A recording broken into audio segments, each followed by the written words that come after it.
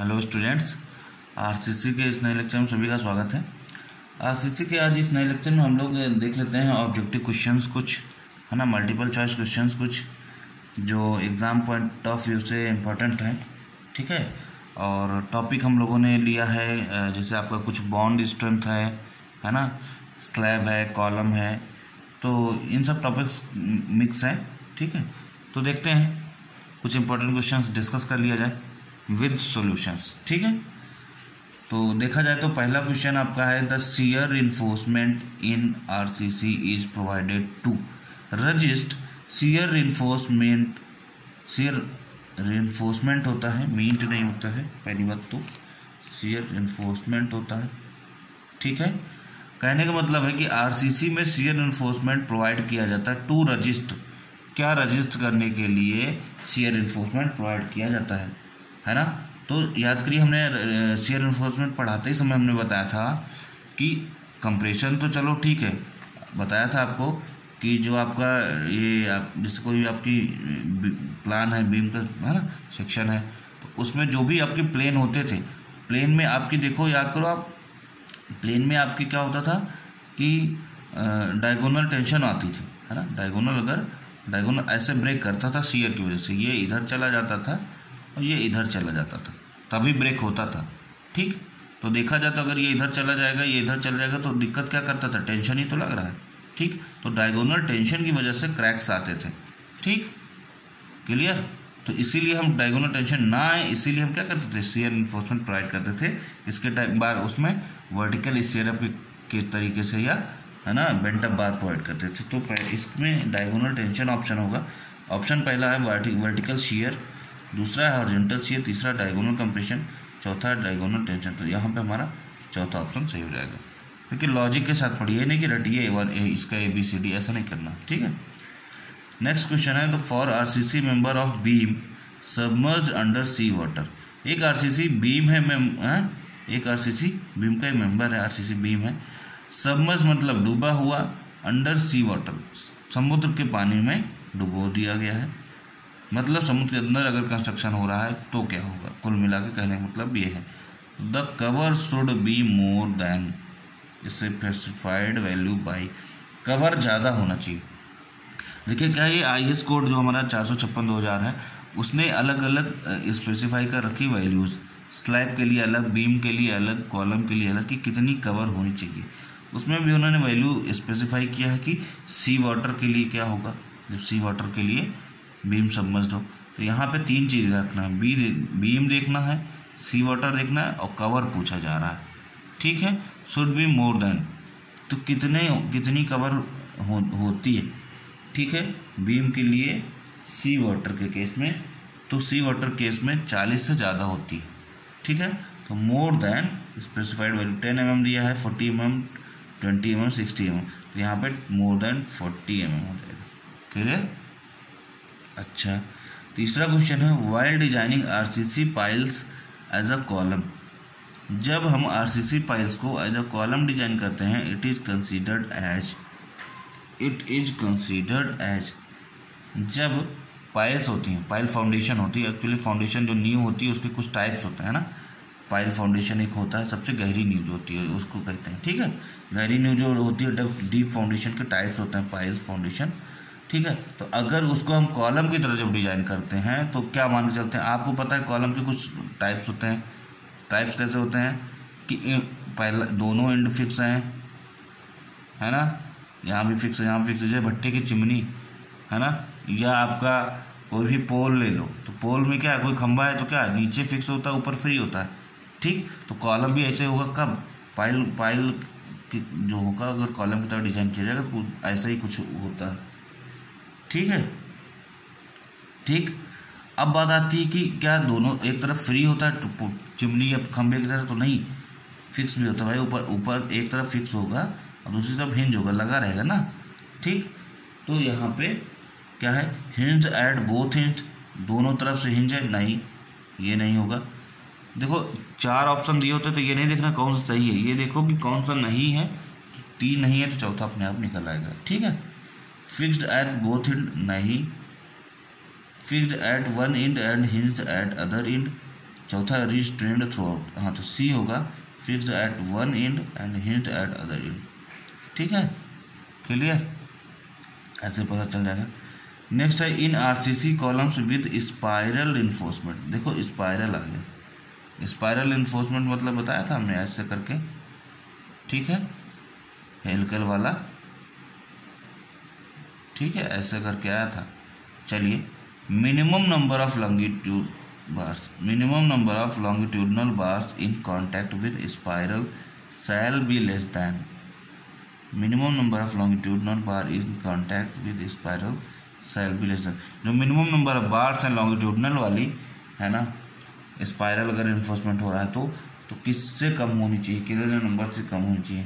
तो आपको तो पता ही है कि आरसीसी कॉलम में, है ना, रेक्टेंगुलर कॉलम है तो 4 बार दी जाती हैं, है ना, सर्कुलर कॉलम है तो 6 बार दी जाती हैं। अगर स्पाइरल की बात कर दिया तो 6 से कम ही होनी चाहिए, तो with shall be less than 6। ठीक है, नेक्स्ट क्वेश्चन है in a RCC bridge the maximum size of reinforcement shall not exceed, shall not exceed, bridge की बात कर रहा है। आरसीसी ब्रिज में मैक्सिमम साइज ऑफ रेनफोर्समेंट जो होता है, जो डाई ऑफ बार होती है, मैक्सिमम साइज ऑफ रेनफोर्समेंट मतलब क्या रहा है कि डाई ऑफ बार पूछा है कितनी मोटी सरिया लगा सकते हैं, तो आरसीसी ब्रिज की बात कर रहा है तो not exceed, shall not exceed, इससे ज़्यादा नहीं होनी चाहिए। किससे ज़्यादा नहीं होनी चाहिए, 45 mm से ज़्यादा नहीं होनी चाहिए। ज़्यादा से ज़्यादा आप कितना लगा सकते हो, 45 mm की सरिया, उससे ज़्यादा नहीं लगा सकते। ठीक, नेक्स्ट क्वेश्चन पूछा जा रहा है the maximum area of tensile reinforcement, कौन सा, maximum area of tensile reinforcement मतलब एएसटी मैक्सिमम पूछा जा रहा है, एरिया ऑफ स्टील, है ना, in tension area of tensile reinforcement to be used in a beam is to be restricted to, restricted मतलब कि मना करना, कि इससे बाउंडेशन लगाना कि इससे ज़्यादा नहीं होना चाहिए भाई साहब। ठीक, मैक्सिमम पूछा मतलब एएसटी मैक्सिमम पूछ रहा है आपसे कितना होना चाहिए। ठीक है, कहाँ पे, बीम में। देखो क्वेश्चन का एक एक वर्ड पढ़ो, बीम में, तो बीम के केस में एएसटी मैक्सिमम होता है 0.04 BD, या स्मॉल बी रखो या कैपिटल बी, विड्थ होती है डी। ठीक, अब ये जो डी होती है ये कौन सा डी होता है, ओवरऑल डेप्थ होता है, ओवरऑल डेप्थ। याद है आपको एक स्मॉल डी भी होता है, स्मॉल डी वो होता है इफेक्टिव डेप्थ, एक स्मॉल डी होता है वो क्या होता है, इफेक्टिव डेप्थ होता है। तो दोनों याद रखना, यहाँ इस फॉर्मूले में कैपिटल डी होता है। ठीक, तो ये जो बी डी होगा ये होगा ग्रॉस भाई, ओवरऑल जो डेप्थ होगी, ओवरऑल डेप्थ मतलब ओवरऑल एरिया, ओवरऑल एरिया को हम ग्रॉस एरिया कहते हैं। और इफेक्टिव डेप्थ वाला एरिया जो होगा स्मॉल बी इंटू डी होगा, वो क्या होगा, इफेक्टिव एरिया होगा। ठीक, तो देखते हैं ऑप्शन में क्या दिया हुआ है, maximum 0.04 gross area of the section, यही वाला सही होगा, 0.04 ग्रॉस एरिया ऑफ सेक्शन, यही तो है, ऑप्शन ए ही सही होगा। लेकिन तब भी बी सी डी देख लेते हैं क्या कह रहा है। ठीक, ऑप्शन नंबर जो हमारा बी है वो कह रहा है 0.04 effective area of cross section, effective area मतलब 0.04 बी डी कह रहा है, तो बी डी नहीं होगा ना, स्मॉल डी थोड़ा होगा, कैपिटल डी होगा, ये नहीं होगा। 0.0579, 0.057 ये ऑलरेडी नहीं होगा क्योंकि 0.04 होता है, 4% लिया जाता है maximum area of enforcement, steel 4% लिया जाता है बी में। ठीक है, मैक्सिमम।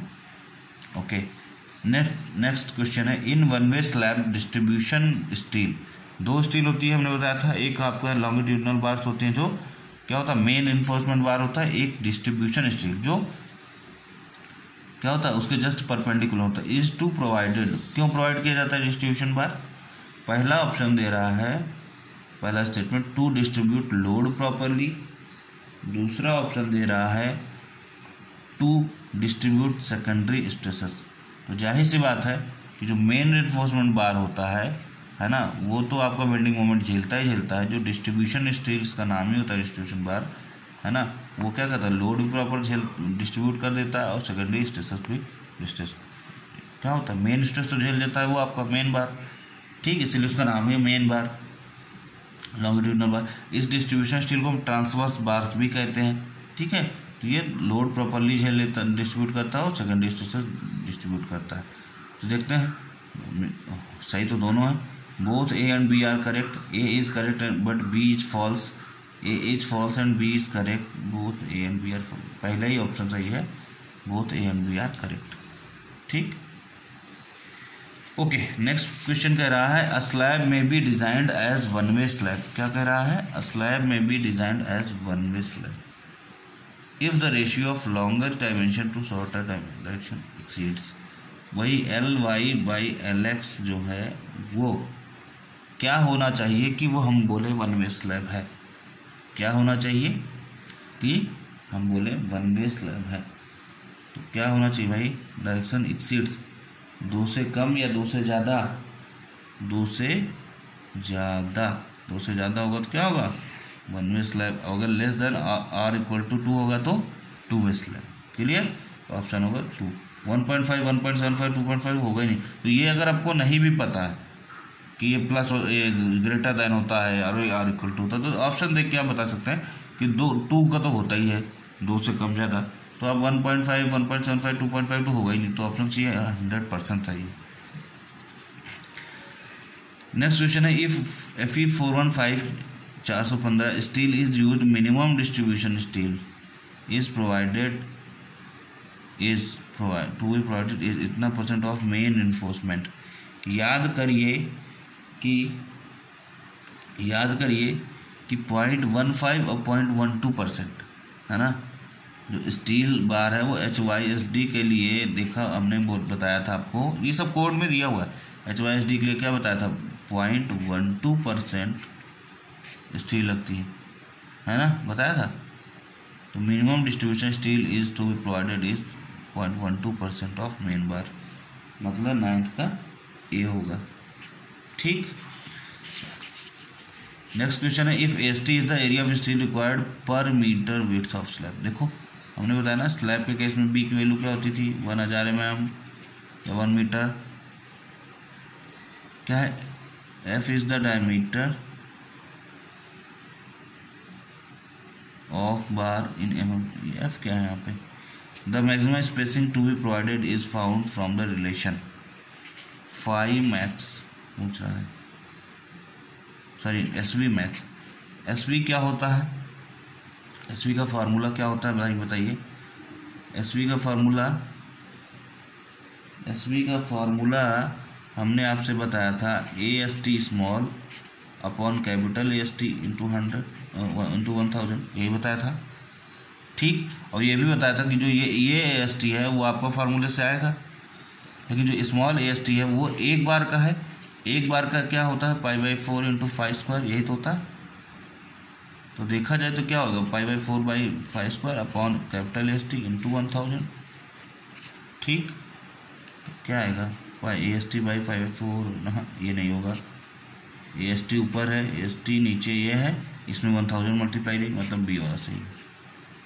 ठीक, in a slab design if design shear stress tau v की जगह TB लिख दिया है, tau v exceeds permissible shear stress in concrete tau c. मतलब कह रहा है tau v is greater than tau c, तब क्या होगा, increase slab thickness and redesign. जाहिर सी बात है, हमने क्या कहा था कि tau v is not greater than, ये टावी जो है टाउसी से ग्रेटर नहीं होना चाहिए, यही कहा था। अगर इससे ज़्यादा हुआ तो क्या होगा, रीडिजाइन करना पड़ेगा, बताया था। तो अगर यहाँ ये ज़्यादा है तो आपको क्या करना पड़ेगा, रीडिजाइन करना पड़ेगा।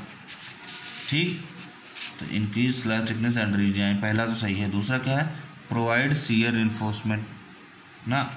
शियर इन्फोर्समेंट क्यों प्रोवाइड करेंगे भाई, इसमें साफ साफ है ना। कई केसेस आते हैं, आप एक बार देख लीजिएगा, नो शियर इन्फोर्समेंट प्रोवाइड करेंगे, मिनिमम शियर इन्फोर्समेंट प्रोवाइड करेंगे, है ना। ठीक, तो इस वाले केस में क्या होता है, रीडिजाइन ही होता है। ठीक, तो पहला सही है, मतलब A इज करेक्ट, और B वाला गलत है, फॉल्स, B ऑप्शन सही है। ठीक है, क्लियर। तो ये आपका हो गया 11 क्वेश्चंस। ठीक, 12th क्वेश्चन पे आते हैं। 12th क्वेश्चन पे आते हैं।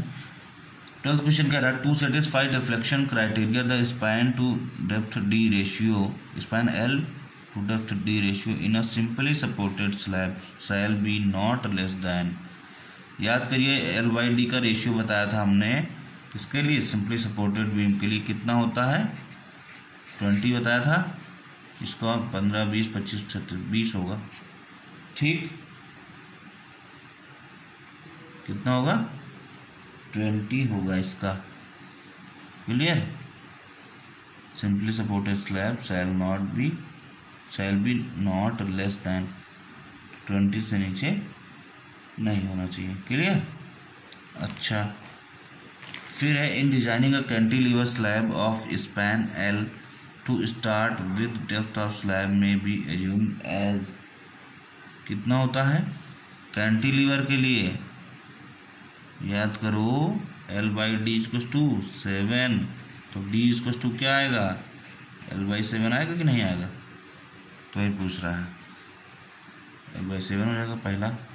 ठीक, नेक्स्ट कर रहा है a column is considered long, column कैसे कंसीडर किया जाए लॉन्ग, कब कंसीडर किया जाता है column long if the effective length to least lateral dimension, याद करिए एल इफेक्टिव बराबर upon L D least lateral dimension, 12 से ज़्यादा होगा तो क्या होगा, 12 से कम क्या होगा तो क्या होगा, 12 ज़्यादा होगा तो क्या होगा लॉन्ग होगा कि नहीं होगा, तो 12 से ज़्यादा 10, ये तो ग्रेटर स्मॉल ना पता हो तब भी 10 15 18 इसका मतलब नहीं, सिर्फ 12 देखो टिक मारो आगे बढ़ो।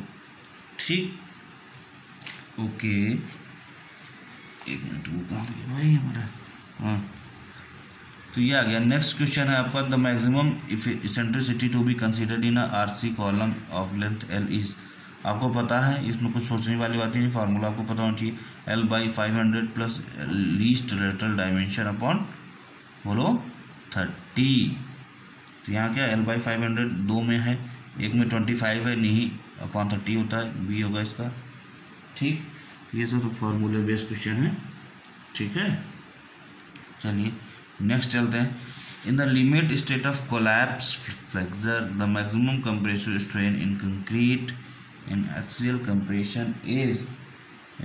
कंप्रेशन इज, ध्यान से देखिएगा मैक्सिमम कंप्रेशन की बात हो रही है, कंप्रेसिव स्ट्रेन की इन कंक्रीट कोलैप्स फ्लेक्सर की बात हो रही है। ठीक है, इन एक्सियल कंप्रेशन इज कितना होगा 0.002। ठीक है, in limit state design as per IS recommendation when minimum eccentricity does not exceed, मैंने बताया था ये वाला जो फार्मूला आया था कि ई मिनिमम जो आता है ना वो क्या होना चाहिए, एक्सीड नहीं करना चाहिए 0.05 टाइम्स लीस्ट लेटरल डायमेंशन बताया था LD, मतलब यहाँ पे B और D करके था। ठीक है, the factored load carrying capacity of the column with usual relation is, जब ये नहीं होगा तो कौन सा फार्मूला लगेगा, वहाँ पे हमने 2 फार्मूले बताए थे, वहाँ 2 फार्मूले बताए थे कि अगर वो नहीं होगा तो वो लगेगा, वो नहीं होगा तो वो लगेगा, ऐसे करके। ठीक है, तो क्या बताया था इस केस में हमने PU is equal to 0.4 FCK AC plus 0.67 FI ASC, ये पहला ही वाला बताया था, 0.45 वाला तो बाद की बात है। ठीक है, नेक्स्ट है instead of laterals if helical reinforcements are used the strength of the column, helical reinforcement में क्या होता है याद करो 5% स्ट्रेंथ बढ़ जाती है, 5% जब बढ़ जाती है तो इंक्रीज हो जाती है ना 1.05, लिखा है इज डिक्रीज बाई 1.05 ना, गलत, हेलिकल में 5% स्ट्रेंथ क्या होती है बढ़ जाती है ना, is increase by 1.05 times, 1.1 times तो होगा ही नहीं, यही होगा इज इंक्रीज बाई 1.05 टाइम्स। ठीक है, नेक्स्ट पे आते हैं IS 456/2000 recommends that in any column a minimum of reinforcement should be used, minimum हमने कितना बताया था 0.8%, इसमें कुछ सोचने वाली बात ही नहीं, 19 का हो जाएगा। IS 456/2000 recommends that in any column reinforcement shall not be more than दो हमने बताया था, एक 4% बताया था मैक्सिमम, एक 6%। ठीक, एक लैब्ड था एक नॉट लैब्ड था। तो आप देख लीजिएगा बढ़िया सा मैक्सिमम कितना होगा। यहाँ पे तो कोई केस पूछ नहीं रहा 4% वाला 6% वाला, यहाँ पे मैक्सिमम क्या होगा 6% होगा। ठीक, फिर पूछा है where bars from the column below are to be lapped with those in the column under consideration the steel shall usually not exceed. अब बोल दिया लैब्ड है, इस वाले केस में नहीं बोला था लैब्ड है क्या नॉट लैब्ड, इसमें बोल दिया लैब्ड है। लैब्ड होगा तो क्या होगा 4% होगा, तो लैब्ड होगा तो 4% होगा बताया था हमने, और नॉट लैब्ड होगा तो क्या होगा 6% होगा। ठीक, लेकिन इसमें मैक्सिमम पूछा था तो मैक्सिमम तो यही होगा, लैब्ड नॉट लैब्ड पूछा नहीं था। ठीक है, यहाँ क्या है where are to be lapped with those in the column. ठीक, किससे एक्सीड नहीं करना चाहिए 4% से एक्सीड नहीं करना चाहिए, मैक्सिमम 4% होगा जो लैब होगा तो। ठीक है, नेक्स्ट बढ़ते हैं minimum number of bars to be provided in rectangular section column are. अभी मैंने बताया था कि रेक्टेंगुलर में 4 कॉलम होता है कम से कम, है ना। अगर एक कोई रेक्टेंगुलर कॉलम है तो एक इधर एक इधर एक इधर एक इधर लगेगा ही लगेगा, ऐसे बांधा रहता है। ठीक, तो 4 होगा 22 का ए। सर्कुलर में हमने बताया था कि 1 2 3 4 5 6 मिनिमम होगा ही होगा। कितना होगा minimum number of bars to provided in circular column कितना होगा 6 होगा। तो दोनों क्वेश्चन आस पास पूछे गए हैं। ठीक, ओके, हमने हर तरीके के क्वेश्चन करा दे रहे हैं कि आपको कहीं कन्फ्यूजन ना हो, सारा आ जाए। In a column minimum diameter of wire is to be used. Column में मिनिमम डायमीटर कितना यूज किया जाता है याद करो 12 mm बताया था भाई 12 mm। Spacing of longitudinal bars ये 5 मेन है भाई साहब, है ना, जो 12 mm आता है वो 5 m। ठीक है, मेन बार का पूछा है, टाई बार का या डिस्ट्रीब्यूशन बार का नहीं पूछा। Spacing of longitudinal bars measured along the periphery of RC column shell not exceed उससे ज़्यादा नहीं होनी चाहिए। मैक्सिमम स्पेसिंग पूछ रहा है कॉलम की मैक्सिमम स्पेसिंग कितनी होती है 300 mm, 300 mm हो जाएगी। नेक्स्ट क्वेश्चन है diameter of transverse reinforcement in RC का। अब यहाँ देखो ट्रांसवर्स रिइंफोर्समेंट बात किया, मेन कॉलम मेन बार की नहीं कर रहा है, डिस्ट्रीब्यूशन बार या ट्रांसवर्स बार की कर रहा है। Column should be transverse reinforcement का देखो याद है बोला था कि जो 5 मेन है वो डिवाइडेड बाई 4 और 6 mm, इससे जो भी इसमें क्या होगा मैक्सिमम होगा वो होगा, याद है कुछ 5n/4 और 6 mm में जो मैक्सिमम होगा। तो देखते हैं क्या कह रहा है। Diameter of transverse reinforcement in RC column should be 1/4 of largest diameter of longitudinal bars and 6 mm। ये तो दोनों ऑप्शन दीजिएगा ये भी। अच्छा, आगे ऑप्शन आगे दो स्टेटमेंट है, कह रहा है कि पहला both A and B are true, A is true but B is false, A is false but B is true, both way A and B are false. तो क्या होगा आपके हिसाब से both A and B are true या both but B is false ना। इसमें ये कहानी थी कि इन दोनों में जो भी मैक्सिमम होगा तो diameter of transverse reinforcement in RC column should be, तो या तो ये होगा या तो ये होगा, इन दोनों में से जो मैक्सिमम होगा भाई। ठीक, तो बोला 1/4 of largest diameter of longitudinal bars, largest diameter of longitudinal bar जो होगा largest diameter of longitudinal bar का 1/4 ये और 6 mm, इन दोनों में जो मैक्सिमम होगा वो लिया जाएगा। ठीक है, क्लियर। तो diameter of transverse bar in RC column should be इतना और इतना। ठीक, क्लियर। तो यहाँ पे दोनों होगा क्योंकि दोनों में से कोई भी एक होना चाहिए, तो बोथ दोनों ट्रू है भाई, है ना। 5n/4 भी और आपका क्या नाम है जो आपका ये वाला था 6 mm वो भी ठीक। The pitch of the ties in the RC column should not be more than pitch कितनी बता रहा था, पिच बताया गया था RC कॉलम की LLD 16 है ना, LLD least lateral dimension 16.5 main है ना, क्या बोल रहा है LLD least lateral dimension of the column 16 into diameter of smallest longitudinal बार और 300 mm और 300 mm, इन्हीं तीनों को बोला गया था जो इसमें से मिनिमम होगा। ठीक, वही तो ऑल ऑफ द एबव। ठीक है, ऑल ऑफ द एबव, ये तो एकदम आसान क्वेश्चन है। If the strength of the column is to be enhanced in 1.05 the pitch of the helical reinforcement should satisfy not more than 75 mm, not more than ये क्या है, core diameter of helix not less than 3 times the diameter of the helix bar, not less than the 3 times the diameter of the helix bar, है ना। तो याद करिए कि आपको जो P दिया था स्मॉल p है ना, वो दिया था कि 175 mm से ज़्यादा नहीं होना चाहिए। ठीक है, और आपका 3 जो है ना, जो हेलिक्स बार था आपका, तो 5h/3 नहीं होना चाहिए, उससे कम नहीं होना चाहिए। ठीक है, तो इसमें क्या होगा, all of the above should be satisfy, सब होगा, तीन कंडीशन दी थी, तीनों सेटिस्फाई कर रहा है।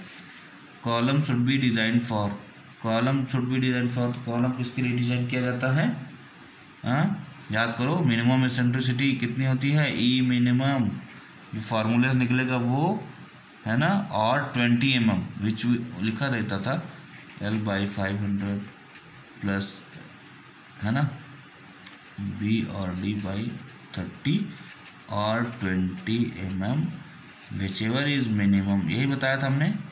ठीक, यहाँ पे 20 mm, तो यहाँ पे मिनिमम 20 mm होगा। Column should be design for minimum 50 mm, 10 mm, 0 तो हो ही नहीं सकता। ठीक है, in limit state method of design the bars in compression the values of bond stress